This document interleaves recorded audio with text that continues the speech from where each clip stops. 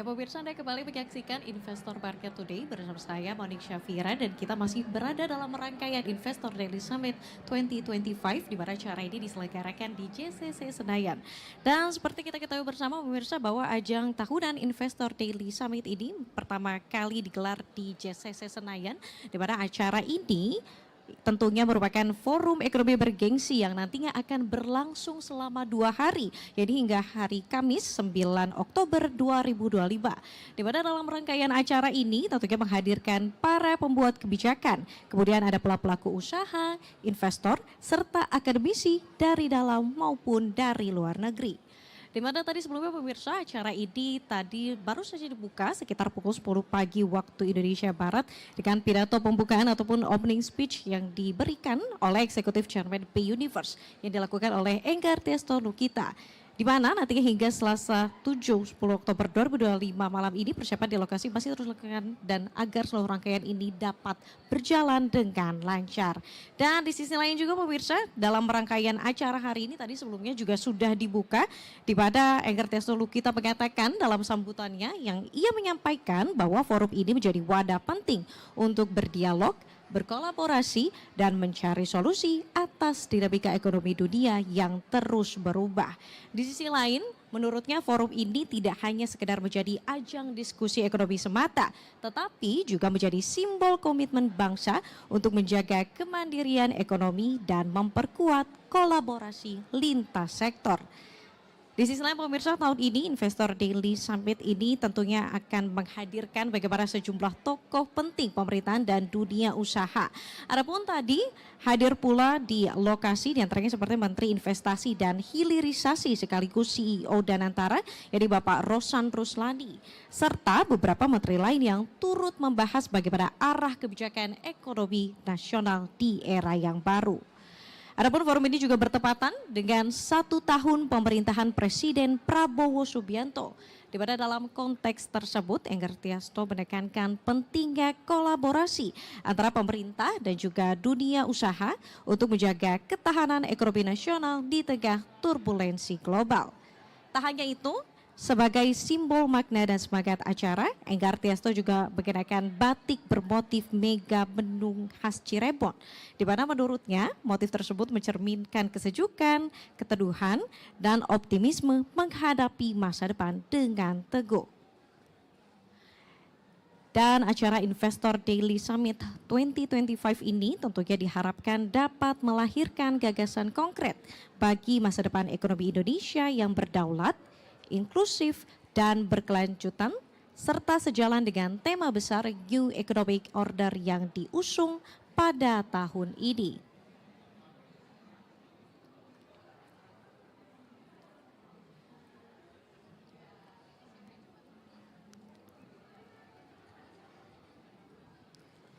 Sementara itu pemirsa, memang dalam rangkaian acara Investor Daily Summit 2025 ini, para peserta dari kalangan muda maupun tua ini terus berdatangan ke lokasi dalam rangka mengikuti rangkaian acara IDS 2025.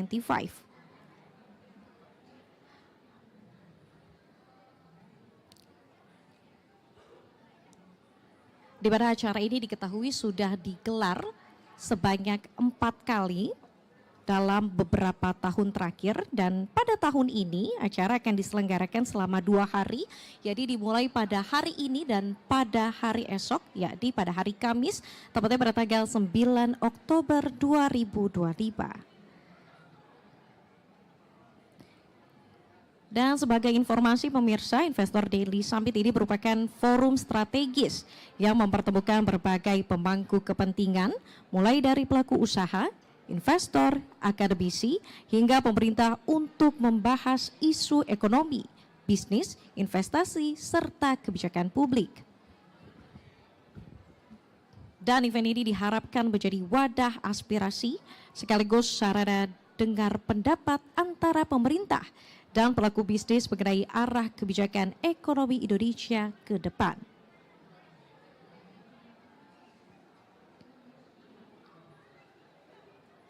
Di mana untuk edisi tahun ini pemirsa di IDS 2025 mengusung tema New Economic Order yang akan membahas arah transformasi besar dalam tatanan ekonomi domestik maupun global agar semakin stabil, adaptif, dan berdaya saing.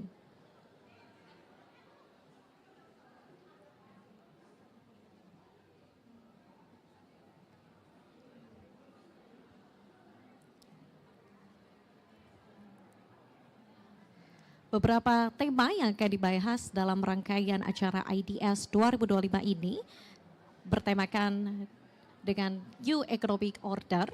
Ini akan membahas beberapa tema atau isu krusial lainnya seperti terkait mengenai koperasi merah putih.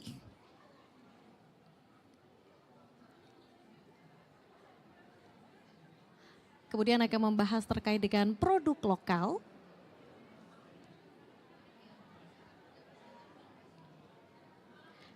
Dan resiliensi finansial Indonesia. Tentunya ini untuk melawan competitiveness.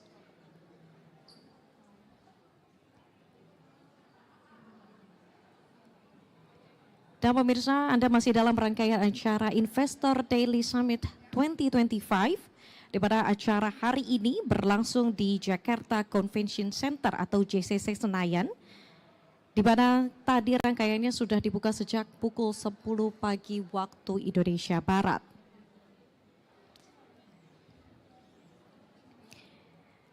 Di mana dalam rangkaian acara ini, Eksekutif Chairman BI Universe Yadi Enggar Tias Tolukita langsung membuka acara tersebut. Dan dalam sambutannya, ia menyampaikan bahwa forum ini menjadi wadah penting untuk berdialog, berkolaborasi, dan mencari solusi atas dinamika ekonomi dunia yang terus berubah.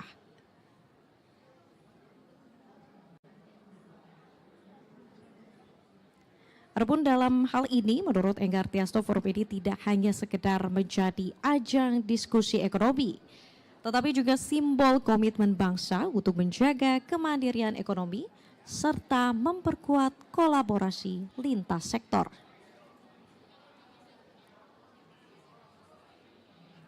Tak hanya itu, dalam rangkaian acara hari ini hadir pula Menteri Investasi dan Hilirisasi sekaligus CEO Danantara Rosan Rosladi serta beberapa menteri lain yang turut membahas arah kebijakan ekonomi nasional di era baru.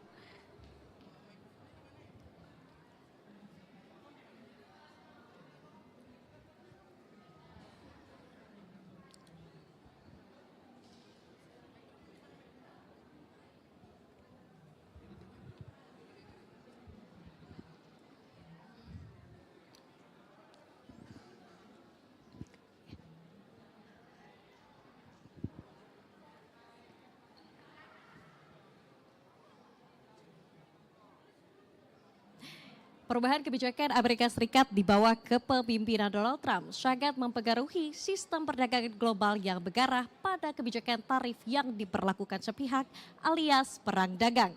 Kondisi ini disebut sebagai gelombang The New Economic Order atau tatanan ekonomi baru, di mana ini adalah pukulan telak bagi UMKM dan industri nasional yang selama ini mengandalkan pasar Amerika Serikat. Potensi penurunan ekspor, produksi yang melambat, hingga ancaman PHK pun membayangi. Lantas seberapa besar tatanan baru ini mempengaruhi ekspor industri manufaktur Republik Indonesia? Dan untuk membahasnya sudah hadir bersama saya di Mini Studio Berita 1 di JCC Senayan, Ketua Umum APSYFI, Bapak Retma Gita Wiraswasta. Halo Bapak Retma, bagaimana kabarnya Bapak hari ini? Halo, baik-baik. Baik, luar biasa Bapak Retma. Bapak, kalau kita ketahui bersama saat ini kan dunia sedang dihadapkan dengan tatanan ekonomi global baru yang dipicu oleh tarif Trump lalu berimbas ke semua negara dan tak terkecuali di Indonesia. Kalau dari kacamata Anda nih Pak, bagaimana Anda menanggapi hal tersebut? Iya, memang ini seperti kocok ulang ya. Jadi masing-masing negara kan kena tarif. Tapi yang pasti meskipun tarifnya beragam, kalau kita 19, ada yang 20, ada yang juga 50, bahkan juga ada yang di bawah kita. Artinya akan ada kocok ulang persaingan kita ke pasar Amerika Serikat. Tapi yang pasti adalah market Amerika akan mengerucut, kuenya akan mengecil. Karena itu targetnya Trump gitu. Dengan membebankan tarif ini, targetnya Trump impornya akan turun. Artinya marketnya mengecil. Meskipun peta persaingannya berubah gitu ya, di mana kita sebetulnya dapat advantage ketika kita dapat 19% gitu ya.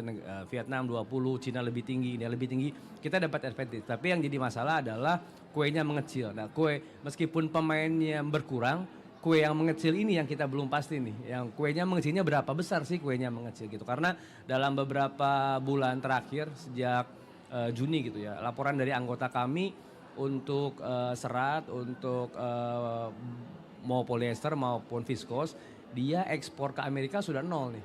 Gitu. Karena memang ini kan berlaku, tapi kan tambahan tarifnya berlakunya jauh-jauh hari sebelum itu kan sudah nambah 10%. Nah ini karena market yang mengecil ini, sebetulnya bukan karena persaingan, tapi karena market yang mengecil ini, jadi ekspor kita akan terdampak sana gitu. Oke, kalau kita bicara soal tarif Trump ini kan seperti kita ketahui memang saat ini kan pemerintah Amerika Serikat ini kan sedang menghadapi shutdown begitu ya Pak.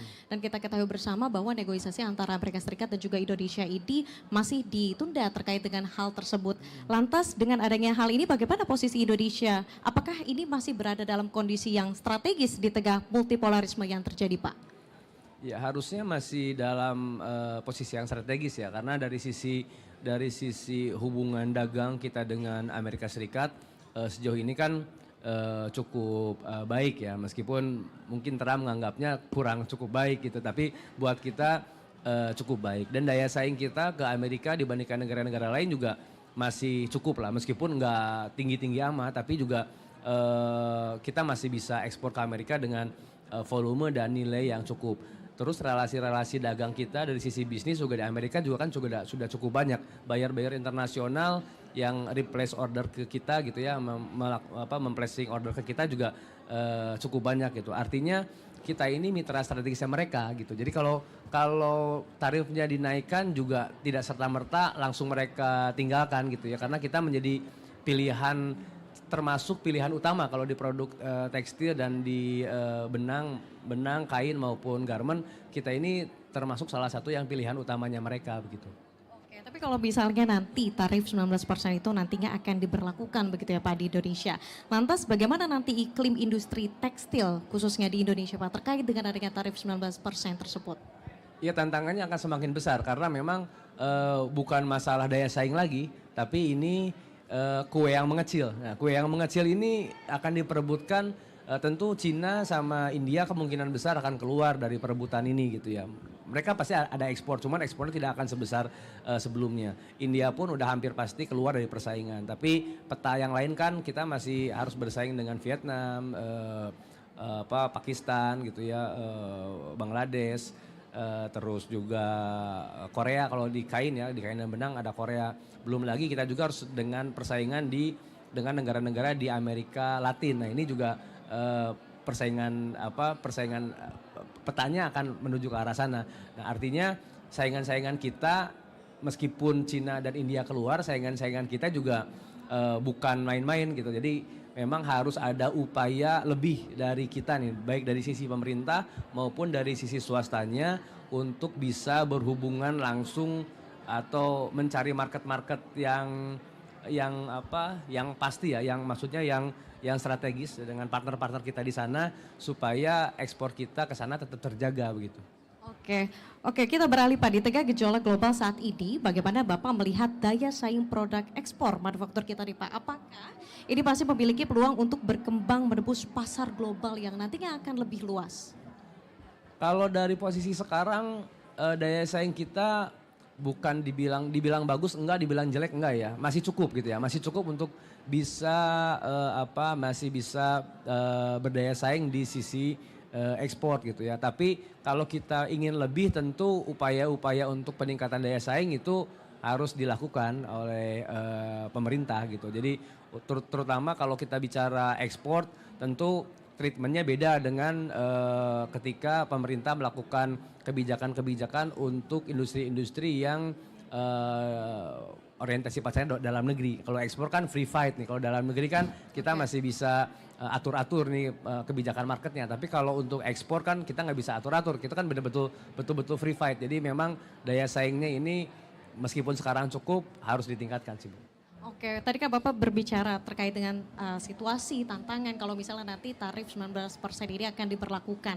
Tapi kalau selain kita bicara selain tantangan, ada nggak sih Pak peluang-peluang yang bisa kita lakukan agar nantinya Indonesia ini masih berada dalam posisi yang strategis? Upayanya seperti apa sih Pak? Peluang-peluang banyak sebetulnya. Ini terutama untuk market yang ditinggalkan oleh Cina dan oleh India. Nah itu yang saya rasa memang perlu kita petakan gitu ya, baik dari pemerintah dengan bantuan atase perdagangan yang ada di Amerika Serikat gitu ya, maupun juga pengusahanya sendiri karena market yang ditinggalkan Cina ini besar nih. Nah, dan itu sangat-sangat diversifikasinya juga range diversifikasi juga besar. Nah ini kalau kita bisa petakan itu dan kita bisa masuk ke sana, saya kira peluang-peluang itu akan tetap ada dan akan lebih baik karena India, Cina kan termasuk nomor satu dan nomor dua negara yang ekspor ke Amerika besar. Ketika mereka meninggalkan market Amerika, pasti peluang pasar untuk kita sangat besar meskipun juga harus bersaing dengan negara-negara lain. Tapi dengan adanya peluang pasar ini harusnya kita masih bisa meningkatkan ekspor asal kita tahu market mana yang kita bisa masuki yang itu sudah ditinggalkan oleh Cina dan India. Oke baik, Bapak kan kita setelah sempat terkontraksi PMI manufaktur perlahan ini kembali ekspansif. Meskipun memang angkanya belum signifikan. Lantas bagaimana pelaku industri ini perlu menjaga kinerja dan iklim usaha selama di tahun 2025 ini Pak?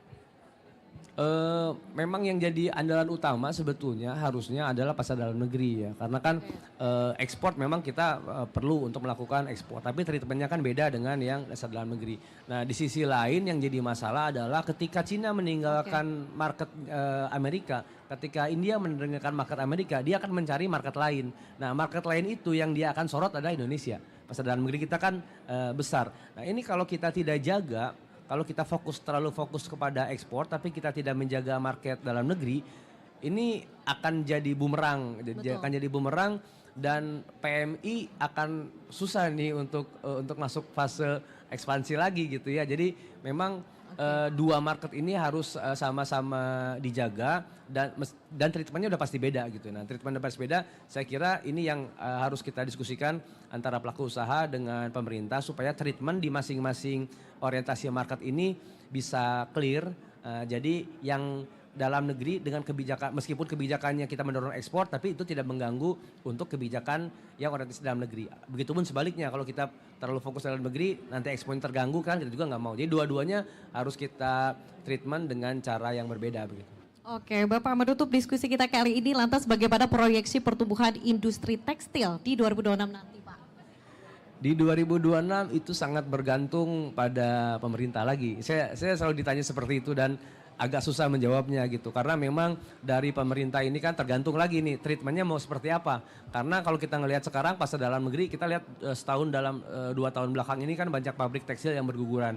Kalau tidak ada treatment yang clear dari pemerintah, saya kira 2026 ini akan gelap gitu ya. Tapi kalau dengan sekarang kita melihat Pak Prabowo gitu ya, mengganti Dirjen Bea Cukai, terus kita punya Menteri Keuangan yang baru gitu ya, tinggal dari sisi industrinya nih yang dibenahi. Tapi dari sisi perdagangan saya kira harusnya ada perbaikan gitu. Jadi saya kira kalau misalkan Bea Cukai dan teman-teman di keuangan bisa bekerja terkait dengan, karena ada satu masalah impor ilegal, masalah impor di pasar domestik. Nah kalau masalah impor ilegal ini bisa diatasi, saya kira pertumbuhan kita akan signifikan gitu ya. Artinya kita masih bisa tumbuh positif di 2026 gitu. Oke, baik Pak Redma, kalau begitu terima kasih Pak atas diskusi kita kali ini dan sehat dan sukses selalu. Dan pemirsa, demikian tadi diskusi saya bersama Bapak Redma Gita Wiraswasta, dan diskusi tadi sekaligus menjadi penutup jumpa kita di program Investor Market Today hari ini. Saya Monik Syafira atas nama seluruh kru yang bertugas mengucapkan terima kasih atas kebersamaan Anda. Investor Daily Inspirasi, investasi bersatu menginspirasi.